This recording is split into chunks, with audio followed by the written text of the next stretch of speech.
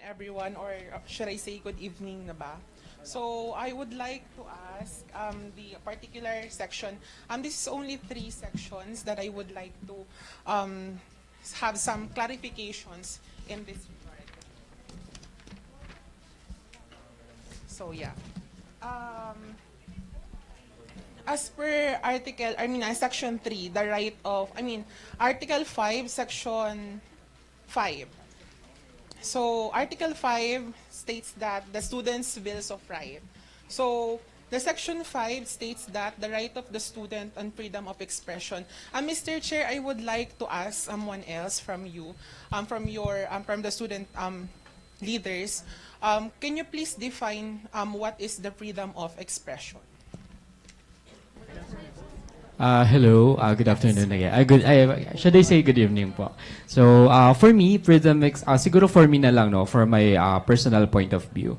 So, freedom of expression is on how we express our emotions itself. Not only our emotions, on how we dress, or our feelings, or our rants, and so on and so forth.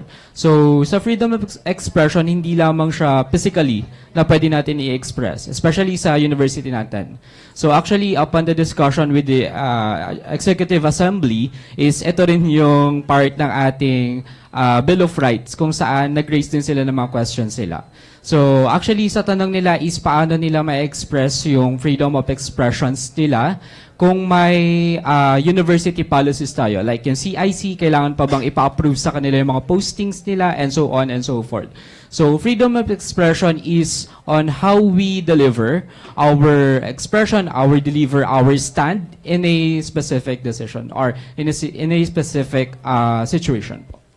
Okay, so my next question comes from the article, section 5, paragraph A. So every student has the right and welcome the exercise their freedom, expression, and, however, B, the right of not absolute and does not exempt students from being accountable for the repercussions exercising their rights. So my question is, how can you even differentiate the absolute freedom and freedom? So what is the definition of absolute freedom? Actually, absolute freedom has no... Sorry. Absolute freedom has no limits.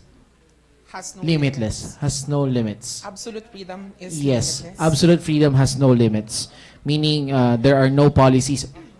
sasagot ka. Wait lang. There is no policies, there is no regulations based on your expression. That's absolute freedom, while freedom has.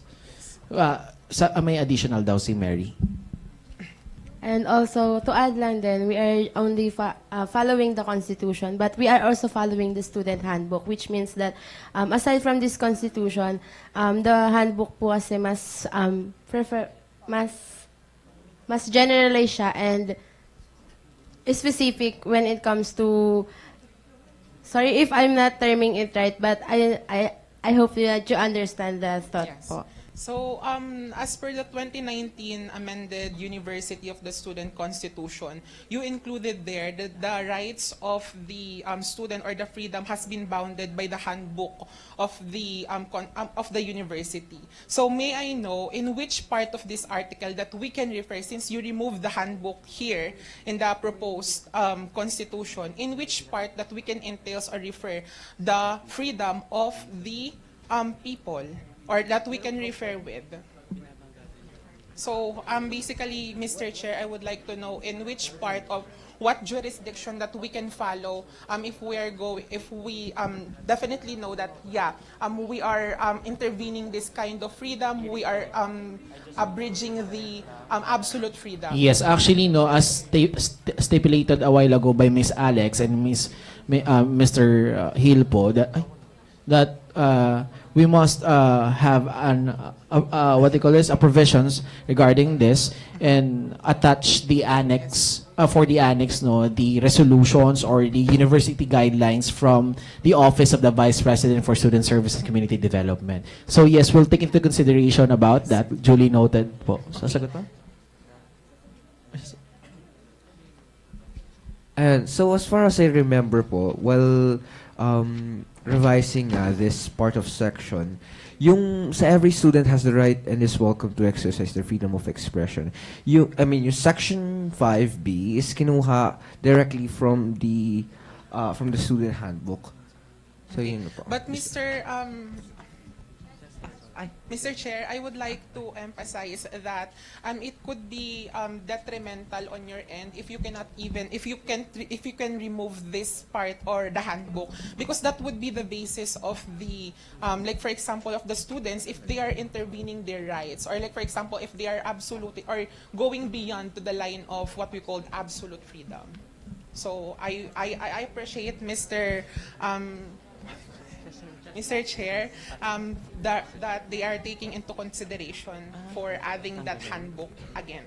So, my last question would be, according to Article 8, Section 1, the USC Executive Board shall be the highest decision-making body of all bona fide students of the University of Makati. Can you please explain this to me, Mr. Chair? With regards to the Section 1, no, this is about the governing power of the executive board for the enrolled students of the University of Makati. So meaning actually if we're going to have a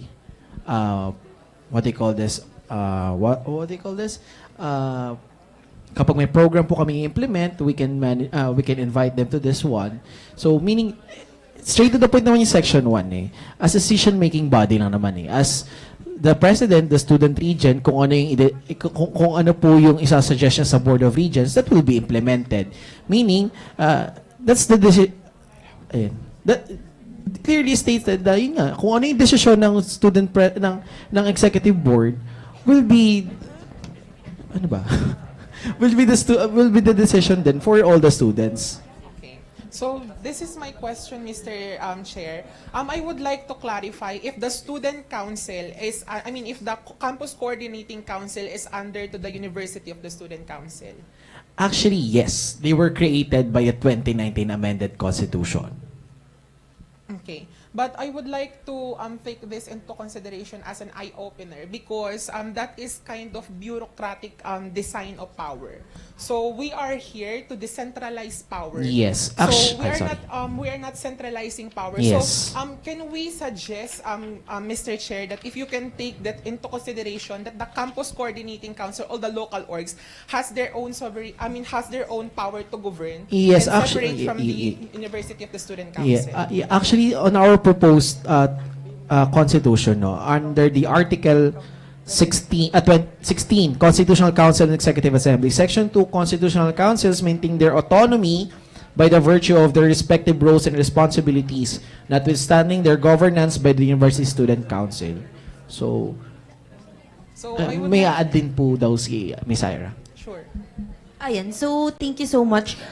Just to add, no, actually I was the one who crafted the particular article for the Campus Coordinating Council, Article 14, which I indicated in Section 1 that they are the primary student body of all campus co-curricular organization in the University of Makati. Actually, the first proposal that I have provided in the USC ay sila ang highest governing body ng mga local org, which equates sa USC when it comes to CSC. However, question nila ako doon sa part na yon. Question nila ako sa part na yan because... sorry to cut you off. May I ask again what specific section or article? 14. Going back, they questioned me na paano yon dahil ang student regent natin ay kinukuha sa University Student Council. So, kung ilalagay natin na parehas, kumaga dalawa ang highest governing body natin when it comes to student organization, saan tayo kukuha ng student regent? Kay CCC ba or kay USC? That's why we cleared things out na si USC siya ang highest governing body, meanwhile, si CCC is the primary. Kumbaga, si CCC, siya yung sentro ng mga local org, and then si CCC, naka-angkla siya kay USC. Okay. Kasi ang bumuhay din naman kay CCC ay yung Constitution ni USC. So, just to clarify things out when it comes sa yung independency nung dalawang body. Thank you. Okay. This is my last question. No.